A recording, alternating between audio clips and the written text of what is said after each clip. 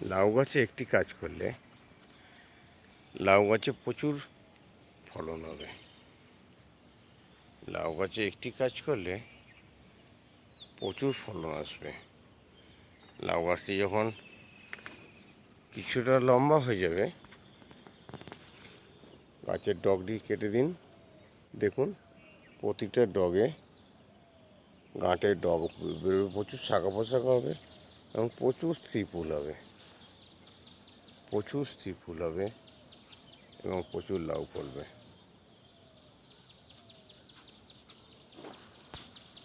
দেখুন প্রতিটা গাঁটে স্ত্রী ফুল এসছে এবং প্রচুর লাউ ফলবে।